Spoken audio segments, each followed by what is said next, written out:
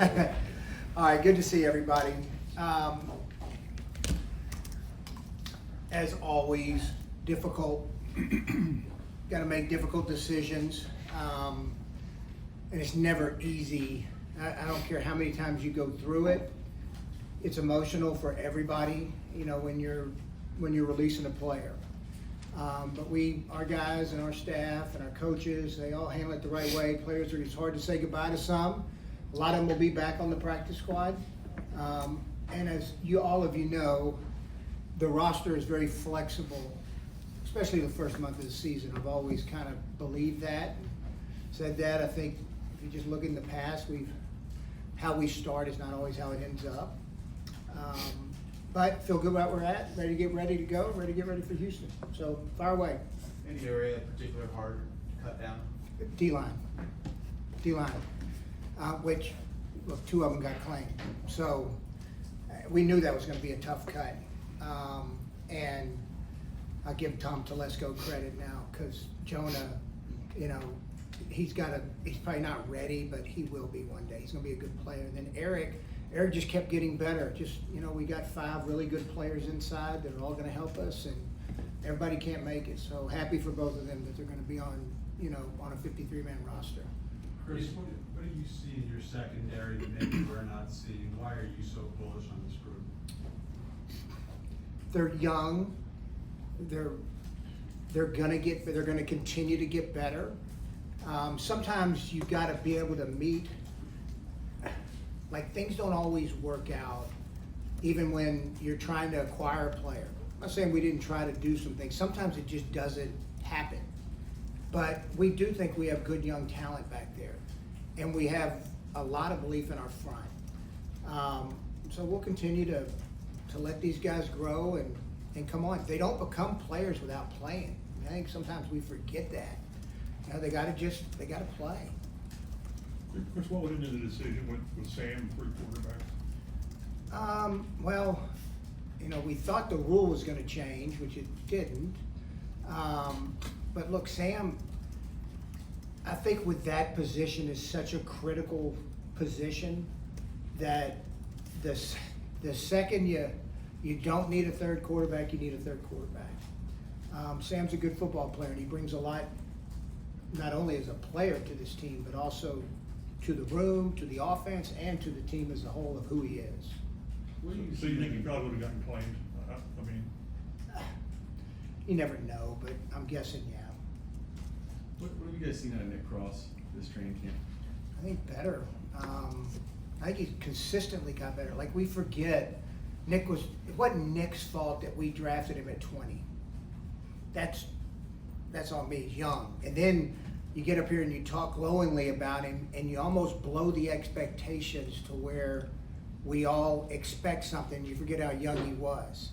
But I think he's seen a guy that just consistently get better each and every week.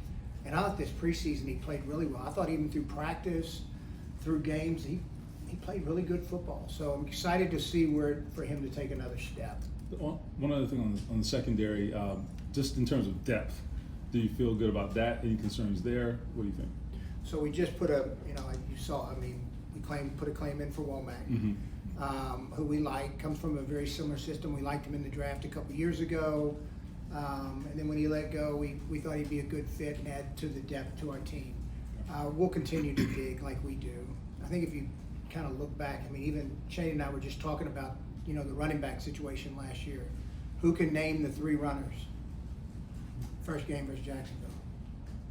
Dion, Evan, Jake Long. Yeah, so things change. Are you worried with Matt Gay right now?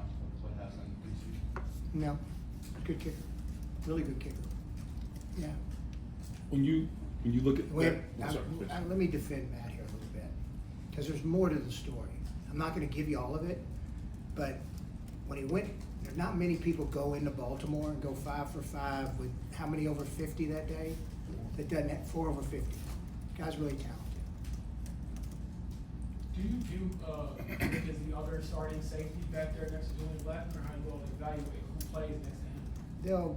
A coach's staff will get that all set next week.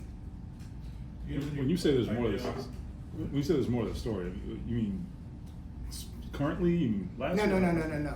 Last year. Okay, that's Yeah, right. Just to be last clear. year. Okay. Any idea on Josh Downs, are you, Not yet. Hopeful, Chance. making progress, but not ready to stamp, say he's gonna be ready week 1. since they had injuries, your thought process on Evacom and Yeah, that's fair. All right. rolling dice? I don't- It's a long shot. There's no doubt. But if you're gonna bet on somebody, you bet on Samson. It is a long shot, but you never know. So he was one. We really didn't have anybody else that was kind of a bring back guy. So him and McGrone were the two. We do think we'll get, Cam back at some point, who I just have to tell y'all, couldn't be more proud for a kid who practice squad, inactive, never doubted, kept fighting. And what sucks is he was just making these tremendous strides. I don't think, sometimes you don't notice like we do because we're watching that tape every day, but he just made tremendous strides here in the last year and a half, and then unfortunately go out with the elbow injury. But we think we'll get him back at some point. But Samson is just, you never know. You never know.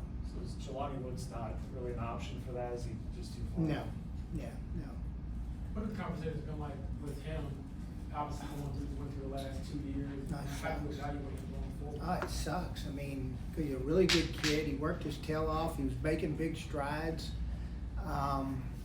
It's just like a lot of times in life, you're defined by the things you overcome, and he's just going to have to overcome it. It does make the evaluation tougher just because he's been hurt the last 2 years. It's kind of like Scott, too, who we drafted a couple years ago, who we think the world of Scott. Smart.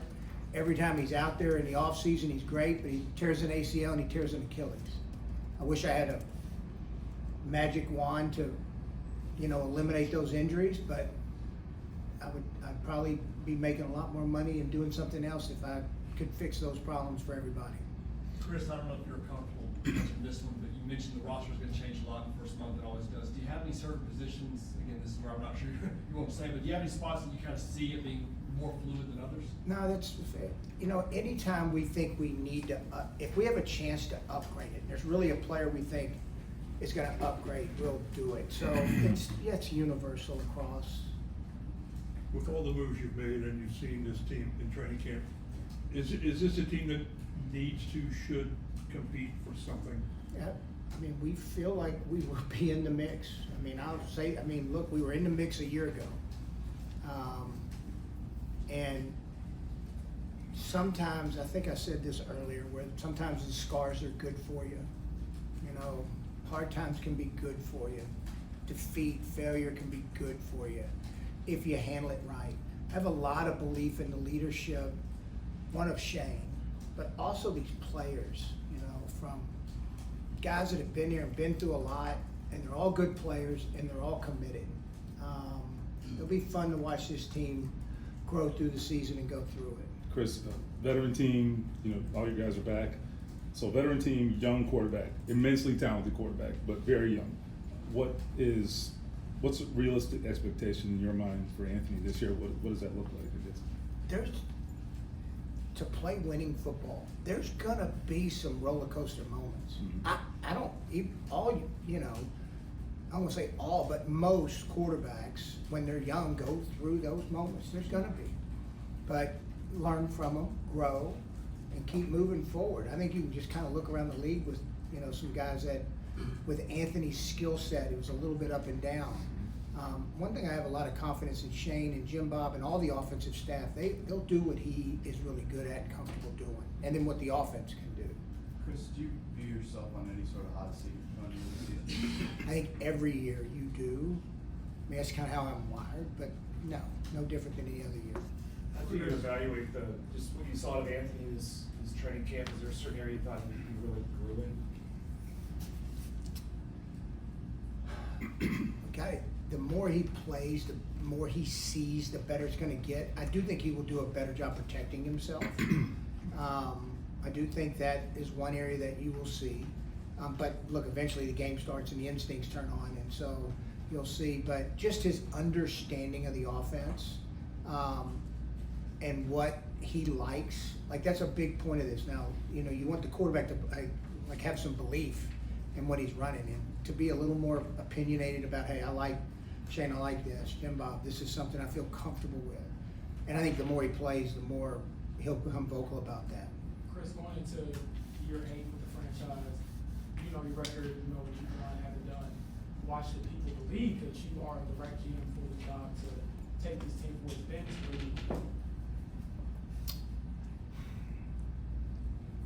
I've never want, I guess maybe because my DNA is not, I've always had a strong belief in myself and those around me, strong belief in what we do.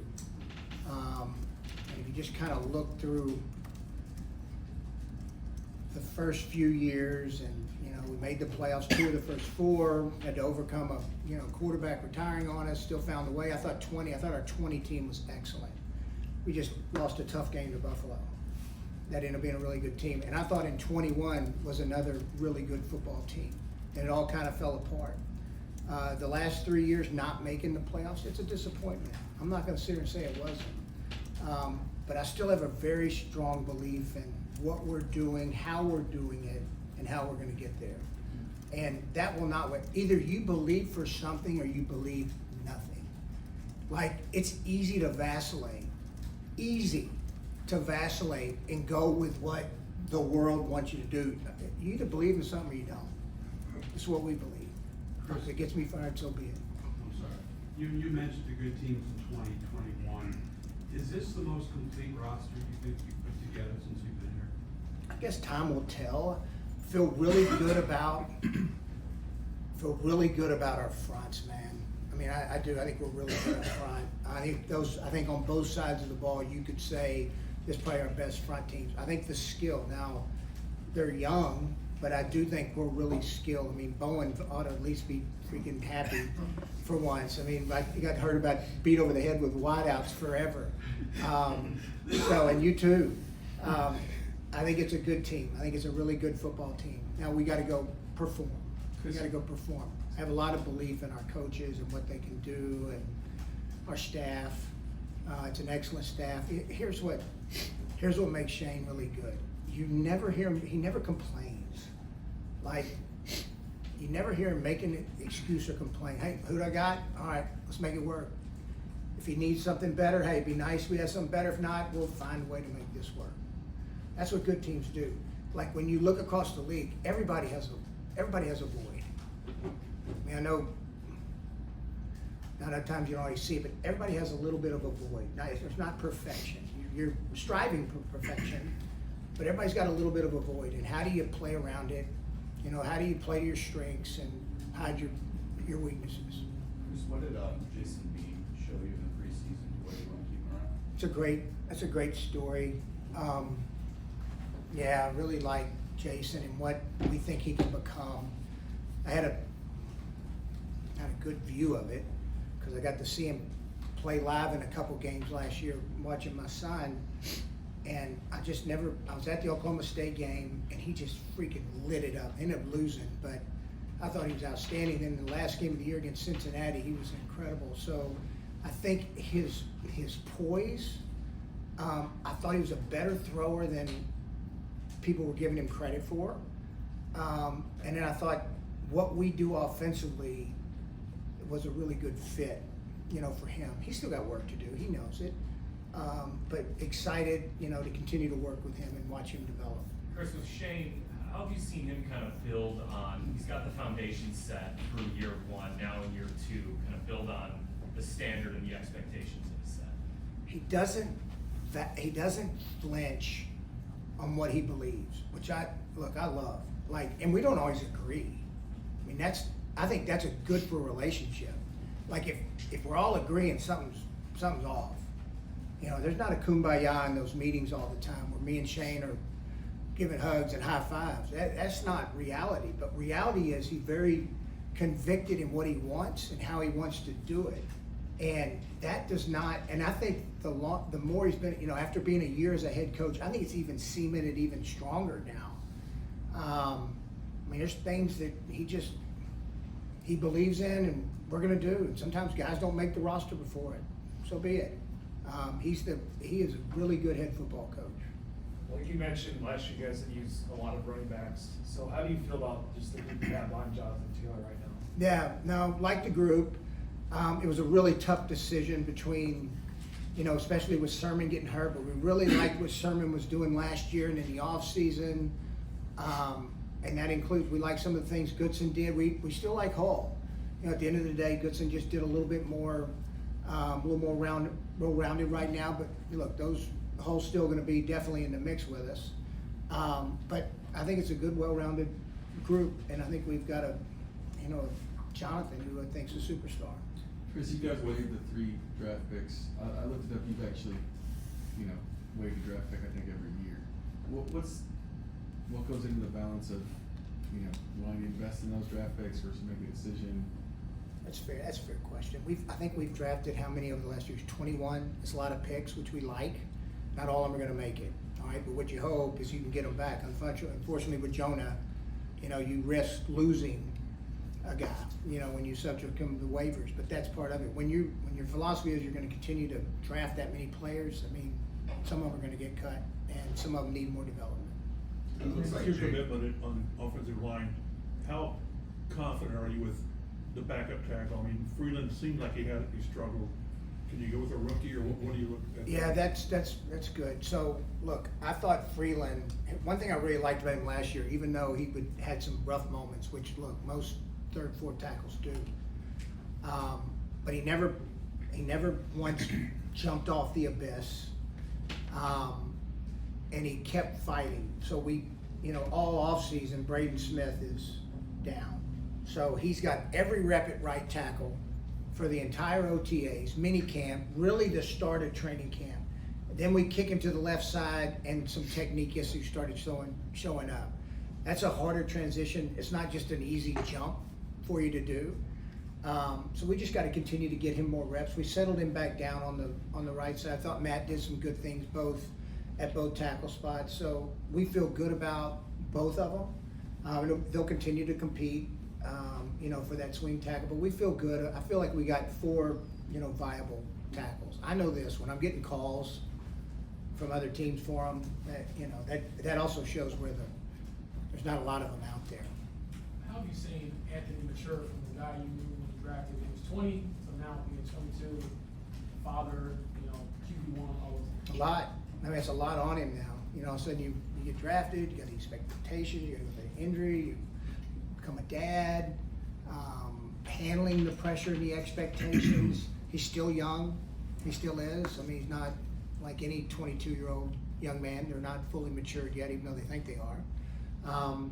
But just being probably more aware of everything that he's got going on around him, responsible, really tightening his circle up of, who's involved, who's with him. That's fun. And that's probably one of the most gratifying things is to watch these young men become men. That's a cool thing, man. It really is. It's fun to watch them settle down, turn 26, 27, get married, have kids, start thinking about life after football. That's part of the part I enjoy in this. I do. I enjoy that relationship part of it. I enjoy watching these guys turn into men. They're not men yet. They're not. They're still young. They're young men. They're not fully formed men yet. So, along similar lines, this is a different experience for you for the most part since you've been here. You've had these veteran quarterbacks, plug and play. He's young. You already said there will be some ups and downs. Just from your perspective, what's that like to watch that? Because you guys are so heavily invested in him too, right? Yeah. You go play. I don't know. I wish I could sit here and tell you. We're about to go through it. Right. You brace for whatever comes with it. You're about to go through it. We went through it last year for a short period. Mm. We're sitting up here against the Rams, and I'm thinking, what were we down at halftime? 21 nothing, 24 nothing. 23. And there wasn't a lot of hope in my box. Yeah. And next thing you know, we're tying the freaking thing up. I say, okay, that's what this guy can do. So no, there'll be some, like with any young player, there's ups and there's downs, and they look bad and they'll look great. That's normal. They get beat, they miss a pass, they drop a ball. That shit happens. Unfortunately, Twitter today accentuates on the one negative. There might be 10 positive, but there's the one negative that they'll pull out and just needle at, you know? He does seem to have the More. focus though, where it doesn't phase him. Yeah, that's a good thing about he doesn't get rattled by that. That's a good thing. That's Well, good. Chris, you guys when you drafted a lot, you said pass rusher, and he's going to contribute early. Now that you've seen him, how do you anticipate? I mean, is he going to be the third down guy? He'll Where play. Taekwon? He'll play. Yeah, he's going to play a lot. All of them are going to play. I mean, you think you hope to get 9. I mean, in a dream scenario, I'd get 10 up. All 10 of them would be up.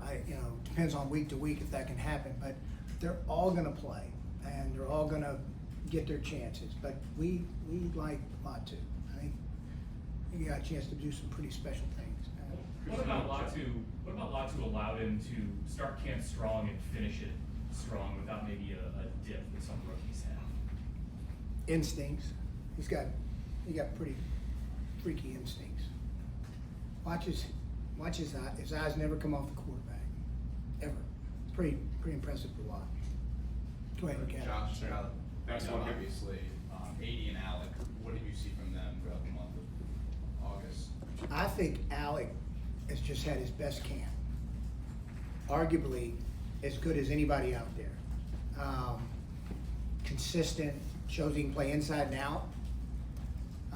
AD is kind of what we thought he was. I mean, he's a very talented young player. He's still learning, but they're both going to have really good years and help us. That's a really good group. It's a good group. Reggie's done tremendous work.